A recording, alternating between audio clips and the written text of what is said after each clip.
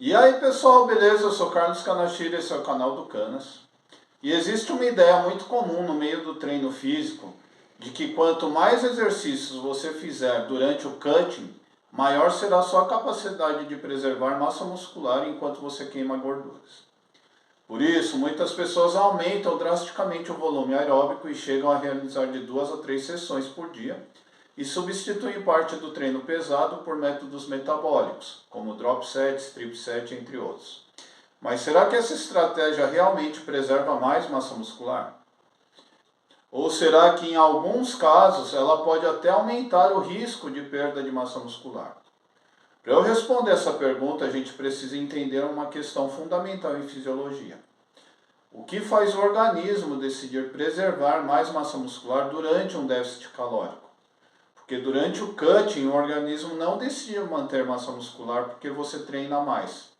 Ele decide manter os músculos porque você continua demonstrando que precisa deles. E o vídeo de hoje vai ser sobre isso. Se você se interessou por esse assunto, estoura o like aí, a gente se vê depois da vinheta, beleza?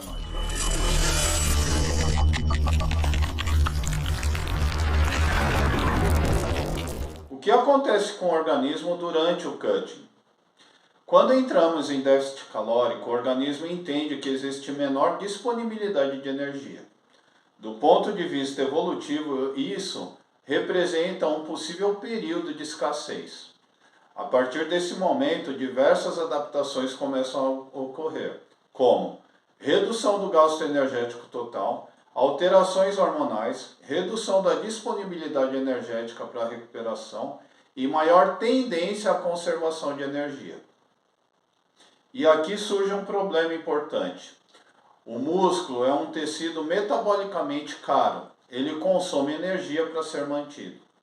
Portanto, durante o cutting, o organismo começa a avaliar constantemente o quanto daquele tecido muscular ainda é realmente necessário. Agora eu vou passar dois cenários como exemplo para vocês analisarem. No cenário A pessoa faz aeróbico de 2 a 3 vezes por dia, treino metabólico, altas repetições e grande gasto energético. No cenário B, a pessoa faz aeróbico moderado, treino pesado, manutenção da força e menor fadiga acumulada. Os dois atletas estão em déficit calórico e os dois querem perder gordura. A diferença está no tipo de estímulo enviado ao organismo. No primeiro cenário, existe uma enorme demanda metabólica e no segundo, existe uma maior demanda mecânica. A pergunta é: qual desses estímulos sinaliza melhor para o organismo que aquele músculo continua sendo indispensável? Lembrando, pessoal, que o organismo não está preocupado com o volume muscular e também não está preocupado com a simetria e com o percentual de gordura. O que importa biologicamente para ele é a função. Se determinado tecido continua sendo necessário para produzir força, locomoção do corpo e executar tarefas, existe uma forte razão para mantê-lo. Se essa necessidade diminui, o organismo passa a enxergar aquele tecido como um custo energético. Então, quando realizamos o treino pesado, produzimos elevados níveis de tensão mecânica. E essa tensão mecânica vai gerar maior recrutamento de fibras de alto limiar, elevada exigência neural e necessidade contínua de produção de força. Em outras palavras, o organismo recebe um recado muito claro: esse tecido ainda é necessário. E esse sinal é extremamente importante durante os períodos de restrição energética, porque grande parte da força muscular é produzida pelas proteínas contráteis. Então estamos falando principalmente de estímulos mecânicos que englobam actina, miosina e estruturas organizadas em sarcômeros. E esses componentes formam as miofibrilas.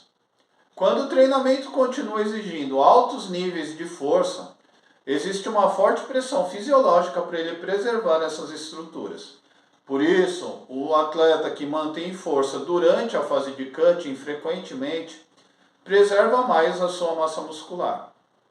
E agora o que acontece com o sarcoplasma, que são os estímulos metabólicos que englobam o glicogênio, água intracelular, volume muscular e aparência visual?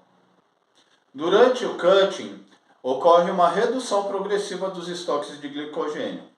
Como cada grama de glicogênio armazena água, parte do volume muscular diminui naturalmente.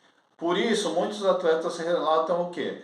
Estou menor, mas continuo forte. Na maioria das vezes, isso não significa necessariamente grande perda de tecido contrátil.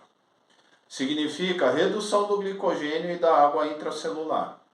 O músculo parece mesmo menor, mas a sua estrutura funcional pode estar relativamente preservada. O excesso de aeróbico pode ser um problema? O problema não é o aeróbico, pessoal. O aeróbico é uma excelente ferramenta para aumentar o gasto energético. O problema surge quando o volume do aeróbico começa a comprometer o treinamento de força. Quanto maior a fadiga acumulada, menor a capacidade de gerar força, menor a recuperação, maior a dificuldade em manter as cargas elevadas e o maior risco de queda de desempenho. E quando a capacidade de produzir força começa a cair de forma importante, o sinal para a preservação de massa muscular também pode enfraquecer. Muitas pessoas confundem a sensação de esforço com eficiência fisiológica. Um treino extremamente metabólico gera ardência, congestão metabólica e exaustão. Mas isso não significa necessariamente que ele seja superior para preservar massa muscular durante o déficit calórico. O que determina a preservação muscular não é apenas o quanto você se cansou, mas sim o tipo de sinal que foi enviado ao organismo. A evidência prática e fisiológica sugere que durante o cutting, a manutenção da capacidade de produzir força é um dos fatores principais e mais importantes para preservar massa muscular. Isso não significa abandonar o aeróbico. Significa utilizar o aeróbico como ferramenta para aumentar o gasto energético, sem comprometer o principal sinal de preservação de massa muscular. O músculo continua existindo porque continua sendo necessário. E é justamente por isso que atletas que conseguem manter os níveis elevados de força ao longo do cutting, que frequentemente preservam mais massa muscular do que aqueles que simplesmente aumentam o volume total de treinamento. Então, durante o cutting, o organismo não decide manter massa muscular porque você treinou mais. Ele decide manter massa muscular porque você continua demonstrando que precisa dela. Então é isso, pessoal. Espero que vocês tenham gostado dessas informações e que tenham sido úteis. Se você gostou desse vídeo, estoura o like aí, compartilha com amigos, se inscreve no canal que é nóis. Valeu, obrigado.